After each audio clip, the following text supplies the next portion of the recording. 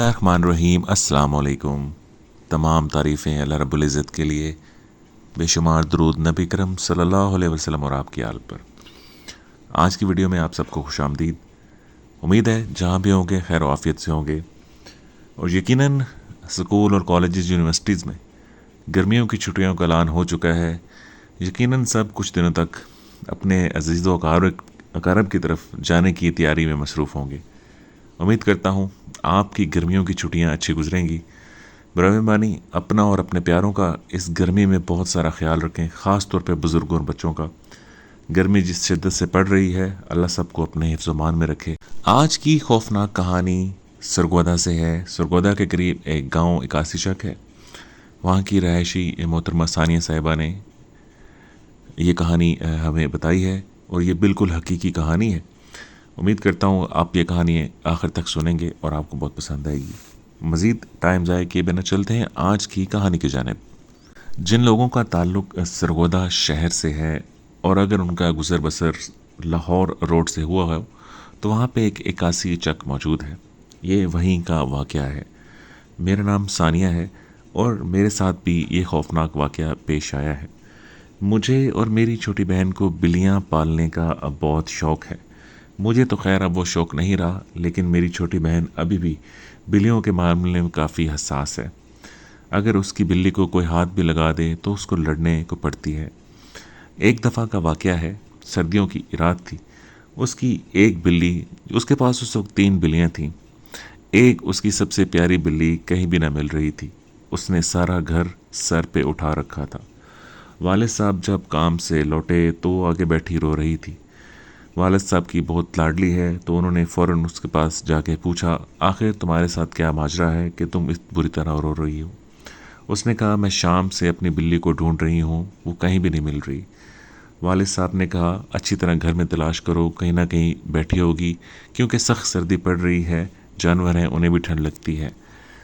मेरी छोटी बहन ने कहा, नहीं, उनके काफ़ी बाल होते हैं, उन्हें इतनी ज़्यादा सर्दी नहीं लगती।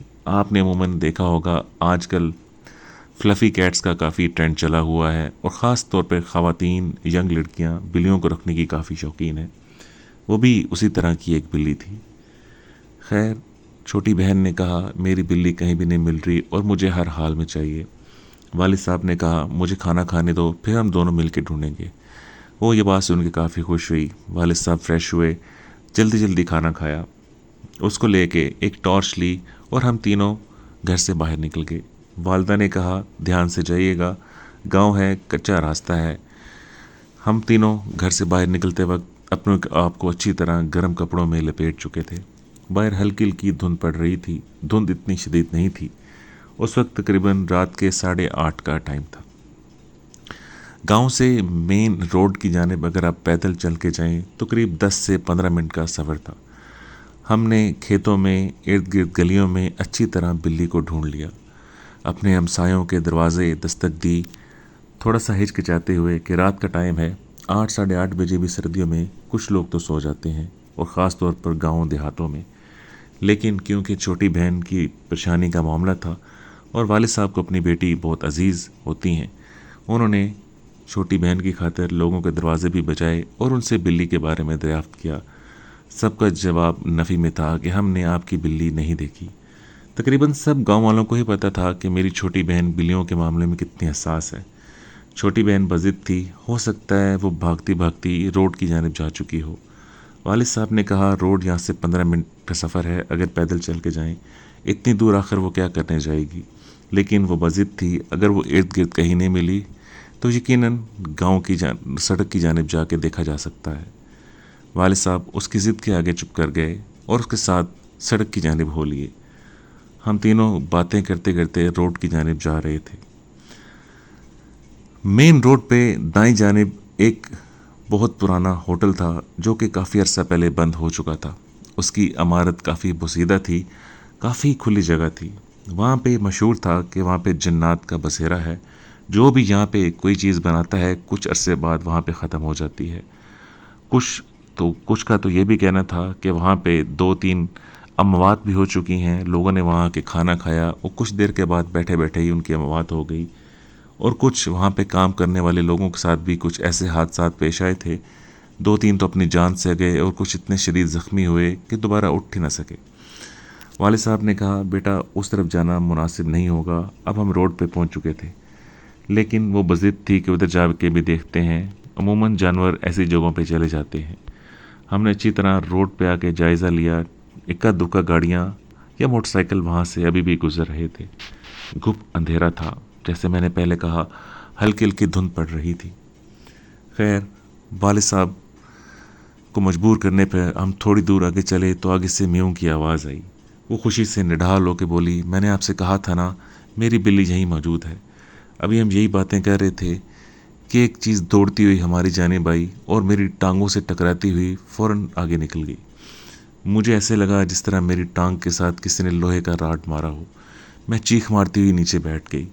میرے ابا نے کہا تمہیں کیا ہوا ہے؟ میں نے کہا ابا مجھے ایسے لگا ہے جس طرح میری ٹانگ کے ساتھ کسی نے لوہے کا راڈ مارا ہو اور فوراً سے ہٹا لیا ہو۔ میری چھوٹی بہن نے کہا یہ میری بلی ہے، شاید اس نے بھاگتے ہوئے تمہاری ٹانگ پہ اپنا پنجہ مار دیا ہو۔ اس نے کہا میں نے آگے سے جواب دیا یہ پنجہ تو ہرگز نہیں تھا، میرے سے تو پاؤں بھی نہیں ہلایا جا رہا، اتنا شدید درد ہو رہا ہے۔ بلی کے ہاتھ بھلا اتنے وزنی اور مضبوط کیسے ہو سکتے ہیں؟ تھوڑی دیر کے بعد میوں کی آوازیں آنا بند ہو گئی۔ ہم نے اپنی ٹارچیں سنبھالیں اور آگے جا کے اس جگہ کا اچھی طرح معائنہ کیا۔ ہمیں تھوڑی سی شور کی آواز آئی جس طرح لوہے کو ادھر سے ادھر کو گھسیٹتا ہے۔ والد صاحب نے ہمارا ہاتھ پکڑا اور فوراً کھینچتے ہوئے واپس کی جانب چل پڑے۔ واپسی کی جانب جیسے مڑے تھے ہمیں دوبارہ سے پیچھے میوں کی آوازیں آنا شروع ہو گئیں۔ اس دفعہ 2 سے 3 بلیاں جس طرح اکٹھی بول رہی ہوں۔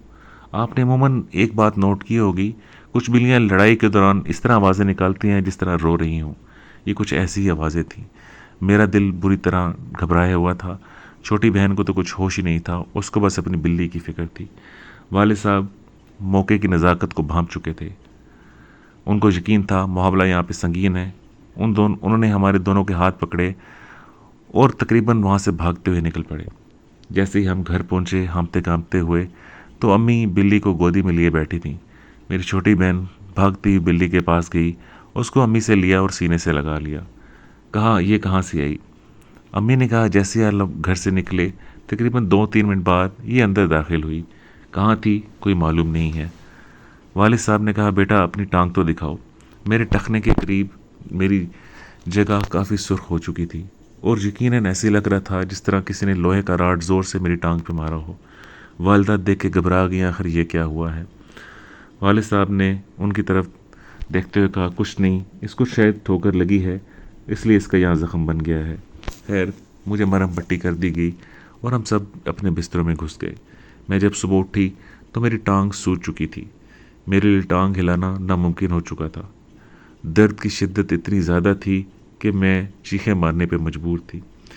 فوراً سے پہلے مجھے ڈاکٹر کے پاس لے جایا گیا، اچھی طرح معائنہ کیا گیا، لیکن کسی قسم کی بیماری کی کوئی تشخیص نہ ہوئی۔ لیکن الحمدللہ میں 4-5 دن کے بعد نارمل ہو چکی تھی۔ اس نے پھر بھی کچھ دوائیں لکھ کے دیں جس کے بعد میری طبیعت سنبھل چکی تھی۔ ان 4-5 دنوں میں مجھے کافی سخت بخار بھی رہا۔ میں کافی خوفزدہ تھی اور ڈر چکی تھی۔ کچھ دن کے بعد ہمارا دن کے ٹائم وہاں سے گزر ہوا تو وہاں پہ اس بلڈنگ کو صاف کیا جا رہا تھا۔ پتہ چلا وہاں پہ ایک CNG اسٹیشن بننے لگا ہے۔ کافی لوگ خوش تھے کہ یہ جگہ آباد ہونے لگی ہے، کیوں کہ وہ بلڈنگ کافی غیر آباد تھی اور اس طرح میں نے پہلے کہا لوگوں میں کافی خوف و ہراس تھا کہ وہاں پہ جنات کا بسیرا ہے اور شام ہوتے ہی لوگ اس جانب جانے سے خوفزدہ ہوتے تھے۔ اب یہ تو ہوگا کہ وہاں پہ رونق لگی ہوگی، ایک CNG پمپ بن جائے گا، لوگ آرام سے رات گئے بھی وہاں سے آیا جایا کریں گے۔ لیکن آپ یقین نہیں کریں گے وہ CNG اسٹیشن کھلنے کے 2 مہینے کے بعد ہی بند ہو گیا۔ جس طرح میں نے پہلے بتایا ایک پرانا ہوٹل ہوا کرتا تھا جس میں کچھ 2-3 اموات ہوئی تھیں کسٹمرز کی اور کام کرنے والوں کی۔ پیٹرول پمپ پہ بھی سیم ماجرا ہوا، 2-3 گاڑیاں تو انٹر ہوتے ہی الٹ گئیں۔ یہ عجیب و غریب واقعات تھے جو وہاں پہ رونما ہوا کرتے تھے۔ وہاں پہ 2-3 لوگ صفائی کرنے کے دوران چھت سے گرے اور ان کی ٹانگیں ٹوٹ گئیں، کسی کا بازو ٹوٹ گیا، لیکن خدا کی کرنی یہ ہوئی کہ وہاں کسی کی موت واقع نہیں ہوئی۔ لیکن مارے خوف کے وہاں کے مالک اس جگہ کو بیچ کے وہاں سے چلے گئے۔ اس دن کے بعد وہاں پہ دوبارہ کسی نے کوئی کام شروع نہ کیا۔ دوبارہ تو خدا نہ خواستہ الحمدللہ کوئی جانی نقصان نہیں ہوا، لیکن وہاں پہ کافی زیادہ ایکسیڈنٹ رونما ہوتے ہیں، خاص طور پہ گرمیوں کی تپتی دوپہر میں اور سردیوں کی راتوں میں وہاں پہ بہت زیادہ ایکسیڈنٹ ہو چکے ہیں اور لوگ بری طرح شدید زخمی ہوئے ہیں۔ ایک دفعہ میری چھوٹی بہن اور والد صاحب عید کے دن وہاں سے شہر کی طرف جا رہے تھے۔ میرے والد صاحب موٹر سائیکل چلانے کے اتنے ماہر نہیں تھے، لیکن انہیں کچھ بہت موٹر سائیکل چلانے آتا تھا۔ میری چھوٹی سسٹر اور وہ شہر کی جانب جا رہے تھے۔ جب ان کا وہاں سے گزر ہوا تو اچانک موٹر سائیکل گر پڑا۔ میری چھوٹی بہن کے کپڑے، عید کا دن تھا، موٹر سائیکل کے ساتھ لٹکے ہوئے تھے، بری طرح جھلس گئے۔ میری چھوٹی بہن جس انداز سے زمین پہ گری تھی، اس کی کمر میں شدید چوٹ آئی تھی۔ اس کی ریڑھ کی ہڈی میں کافی شدید تکلیف رہا۔ وہ بمشکل چلتے ہوئے موٹر سائیکل کو گھسیٹتے ہوئے گھر تک پہنچے۔ جب ہم لوگوں نے ان کا حال دیکھا تو بہت سخت پریشان ہوئے۔ چھوٹی بہن نے مما کے ساتھ گلے لگ کے رونا شروع کر دیا۔ اس نے بہت شوق سے اپنی پسند کے کپڑے سلوائے تھے، لیکن اب کیا ہو سکتا تھا۔ سب نے ان کی دیکھ بھال کی، زخموں کی مرہم پٹی کی۔ چھوٹی بہن 2 سے 3 ہفتے اس درد میں مبتلا رہی، لیکن پھر اللہ پاک نے اسے شفا عطا کر دی۔ اب بھی وہاں شام کے ٹائم لوگ جانے سے کتراتے ہیں، کیونکہ یہ بات کافی مشہور ہے کہ اس جگہ پہ خوفناک جنات کا بسیرا ہے۔ یہ تھی آج کی کہانی۔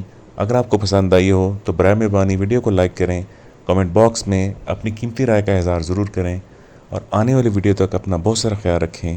اللہ حافظ۔